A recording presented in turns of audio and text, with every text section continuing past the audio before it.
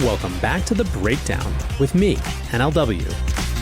It's a daily podcast on macro, Bitcoin, and the big picture power shifts remaking our world. The Breakdown is sponsored by NYDIG and produced and distributed by CoinDesk. What's going on, guys? It is Tuesday, September 7th, and that means it's my birthday. But it also means it's Bitcoin Day in El Salvador. My birthdays have always felt more like New Year's than New Year's to me.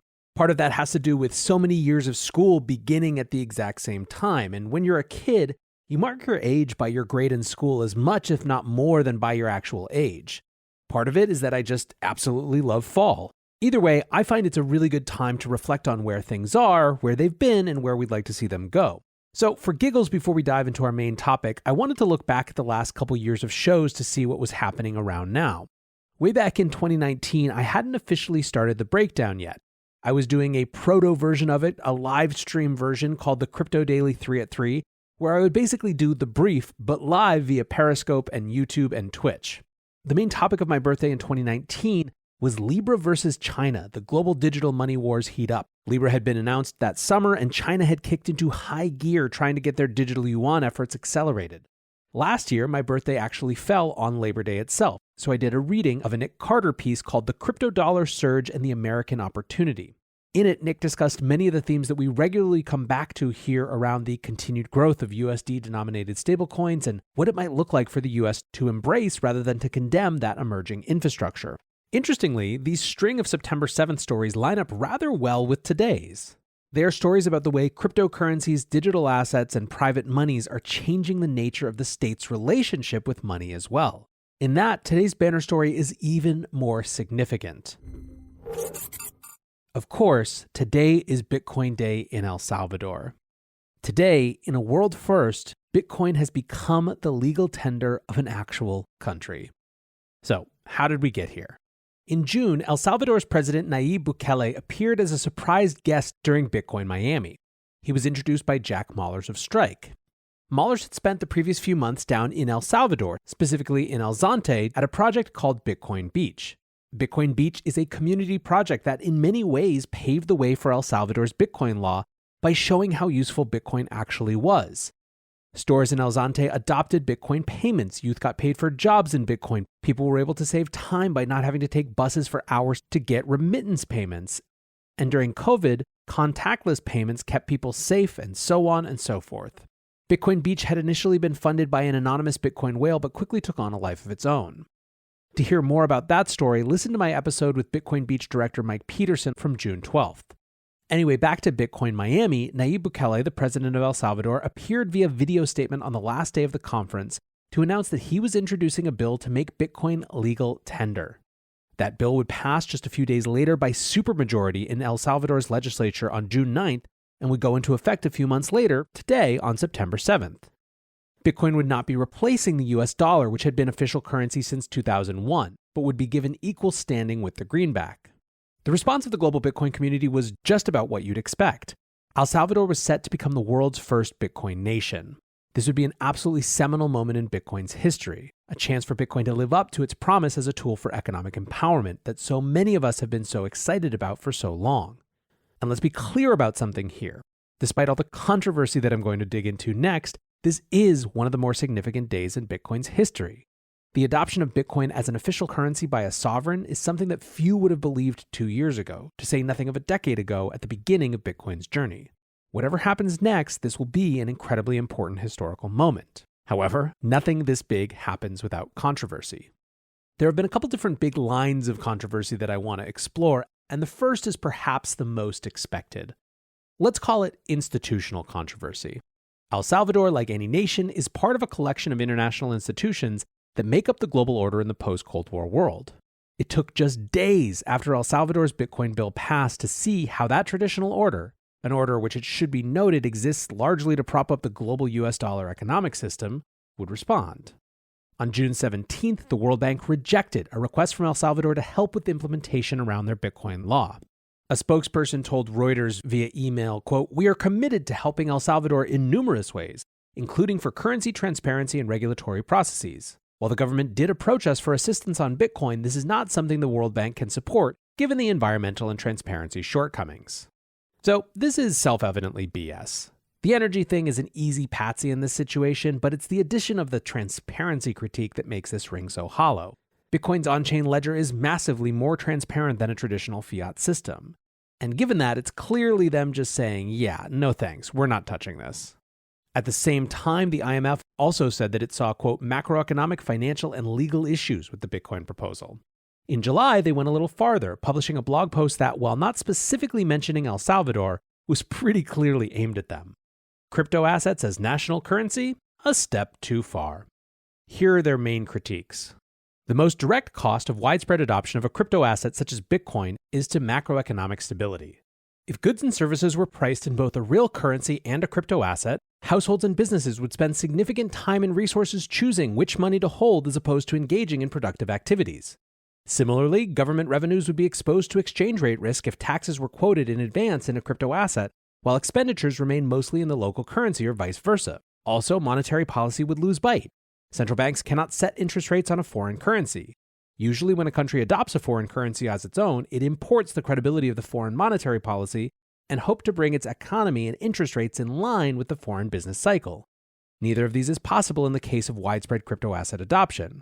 As a result, domestic prices could become highly unstable. Even if all prices were quoted in, say, Bitcoin, the prices of imported goods and services would still fluctuate massively following the whims of market valuations. Financial integrity could also suffer.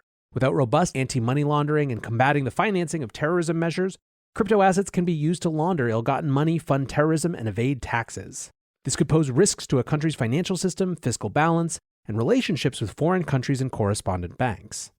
And here we get to the IMF's conclusion. Quote, as national currency, crypto assets, including Bitcoin, come with substantial risks to macro-financial stability, financial integrity, consumer protection, and the environment.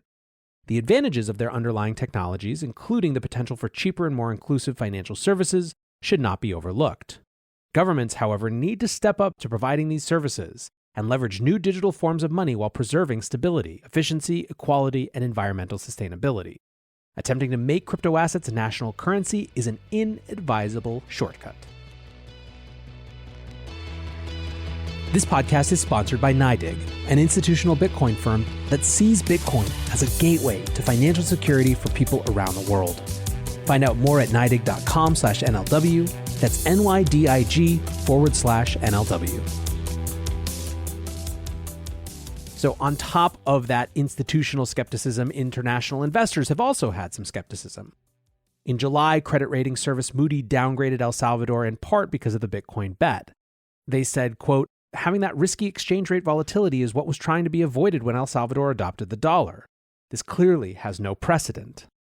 So that's the institutional critique. What about within Bitcoin? Is there unanimous consent that this is a good thing? The short answer is mostly with one big sticking point, and Nick Carter perfectly sums that up in a recent tweet. He writes, I continue to consider Article 7 in the Bitcoin law unnecessary, and I urge the Salvadoran leadership to reconsider it. A Bitcoin standard imposed coercively will not be sustainably adopted. We can celebrate sovereign adoption of Bitcoin without embracing strong-arm tactics to impose it. So Article 7 that he's referring to says every economic agent must accept Bitcoin as a payment when offered to him by whoever acquires a good or service. Nick Carter wrote earlier in the summer what that means, saying, quote, to the critics led by George Selgin, this amounts to a forced tender mandate that goes far beyond a mere legal tender law, which would declare a monetary medium an acceptable but not obligatory medium of exchange, and moves into the domain of coercion. Now, I've gone over this in other podcasts before, but for those of you who aren't familiar, there are some caveats in other articles in the law. Article 12 provides an exemption for those, quote, who do not have access to the technologies that allow them to carry out transactions in Bitcoin. And Article 8 also says that the state will, quote, provide alternatives that allow the user to carry out transactions in Bitcoin and have automatic and instant convertibility from Bitcoin to USD if they wish. So then, the critique is that it's coercive to force merchants to accept Bitcoin. The way that the state has tried to build caveats into that is saying that if they haven't provided them with the technology to do so, obviously they can't compel them, and that if they don't want to hold Bitcoin, it can be instantly convertible to cash. On that latter point, the government is starting with a $150 million fund to instantly convert any Bitcoin that merchants are compelled to receive to dollars before they actually receive them. In other words, merchants are going to have to use a Bitcoin wallet to accept Bitcoin, but they have the option to convert it to dollars instantaneously. I've reflected on this for a while, and I think that the issue has to do with optics and perceptions as much as reality. Simply put, it's a bad look for any government, but this government in particular, to be aggressively imposing something, especially something decided so quickly and implemented so quickly. Which gets to the third area of controversy, and I think this one stands above all else. That is the Bukele government itself. Nayib Bukele is a challenging figure. On the one hand, he is an immensely successful and popular politician. He swept to power by doing an end run around the traditional media establishment, and on the promise of offering his country something very different than they'd experienced for the past 2 decades. On the flip side, he's also shown some worrying authoritarian tendencies. The most notable of these was the so-called 9F incident when, in February of 2020, in order to compel legislators to approve his plans for a $109 million loan from the US to enable his new security plan, he brought 40 armed soldiers into the Legislative Assembly in an act that some say was about intimidation. Over the past few months, there have been a number of demonstrations against the Bitcoin law, and what seems sort of clear, at least from afar, and to the greatest extent that I can tell, which is obviously limited, is that there are more protests against Bukele and the way the law was rammed through, and really just the way the government is doing things in general, than they are about Bitcoin. Here are some additional thoughts from Mike Peterson at Bitcoin Beach. How to make sense of the anti-Bitcoin views in El Salvador in historical and political context. What are valid concerns and what are not? First, it is important to realize that Bitcoin in El Salvador has become more political than COVID in the US. If you don't like Nayib Bukele, you now think Bitcoin is dangerous and bad for the country. If Nayib Bukele had made Bitcoin illegal, they would have been protesting against that. The vast majority have not taken a moment to even attempt to understand Bitcoin isn't the issue. That said, there are also many Nayib Bukele supporters that are also against the law. There are deep historical scars from the abrupt dollarization in 2001 that many Salvadorans feel hurt the poor and benefited the wealthy. They felt the government lied to them. Now the government is telling them they will be free to keep using dollars, but they are afraid that this will not be true, and that the government will filter the dollars out and they will be forced to use only Bitcoin. Obviously, introducing Bitcoin as legal tender is very different than what happened in 2001, but to the majority of the older people it seems like déjà vu. We understand it would be impractical at this point in time to solely use Bitcoin and there's no incentive for the government. There are concerns that because Bitcoin is such a more efficient way to transfer money, it will be used in scams and pyramid schemes. This will definitely be widespread, and people who don't understand how Bitcoin works will be more susceptible. They see lots of similarities in the way the Bitcoin law was rolled out overnight. When the country was dollarized, the people were told they could continue to use the Salvadoran colon. In reality, over a short period, the colon was taken out of circulation and ceased to be used. For those that don't understand Bitcoin, they don't understand why this time it will actually be different. I think that is very understandable.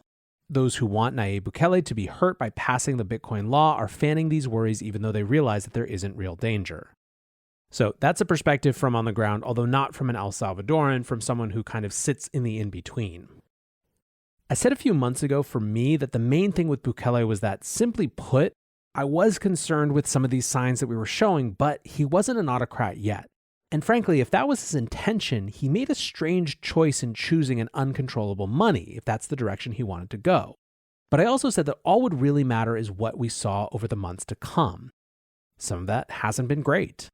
Last week, Mario Gomez, an outspoken critic of the Bitcoin law, was briefly detained without a warrant and had his cell phone seized by police. Quote, "There is a deterioration in the freedom of the press and in freedom of expression," said Otto Flores, a lawyer representing Mr. Gomez. "It's worrying, you can't deny it." What's more, Alex Gladstein points to this thread from the executive director of the Americas Division of Human Rights Watch. He tweets, "Bukele dismantles democratic institutions like Chavez, but at a much more alarming rate." Thread. Chavez managed to control the Supreme Court of Justice in 2004, 5 years after assuming the presidency. Bukele managed to control the Supreme Court in 2021, 2 years after assuming the presidency. Chavez managed to bypass the limits of presidential re-election in 2009, 10 years after assuming presidency. Bukele in 2021, 2 years after assuming presidency. Chavez succeeded in removing hundreds of judges from lower courts in 2006, 7 years after assuming the presidency. Bukele in 2021, 2 years after assuming the presidency. What's next? If we are guided by the history of Venezuela, censorship of the press, restrictions on civil society, total impunity for human rights violations, arrests of opponents, electoral fraud. Is the international community going to wait and see if Bukele follows this trend? Now, as with anything, there is much, much more context. The argument that the Bukele administration has made about some of these removals of judges is that they were corrupt. And certainly the last 20 years of El Salvadoran politics aren't a paragon. But as we've seen over and over and over, process matters. I think we need to be careful about uncritical cheerleading, even if we give someone who seems like a new ally the benefit of the doubt and time to prove it. And let's not forget that rightly or wrongly, this government now represents us and Bitcoin on a world stage as well. If they act badly, if they use Bitcoin as a new financial means to cement undemocratic authority, that will have broad ramifications. This is not to say that we have to assume that this will be. Everything comes down to the actual implementation, and there are some positive signs as well. The El Salvador government, for example, just clarified that merchants won't have to use the Chivo wallet specifically issued by them, just that particular wallet would be subsidized so that merchants wouldn't have to pay fees. Look, at the end of the day, this is a massive disruptive change. It's one that could be good in the long term, good in the medium term, but painful in the short term. What sort of forbearance, support, compassion, education will the Bukele government really put behind that transition? I remain hopeful. I think the response of the global financial order is completely to be expected. I think critiques and questions locally asked are reasonable, and I hope that the government realizes that by virtue of the fact that it has passed this law, it can now afford to actually engage with criticism without fear of losing what it seeks.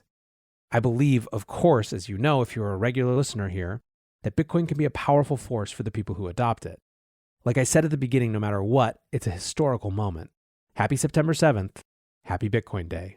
Until tomorrow, be safe and take care of each other. Peace.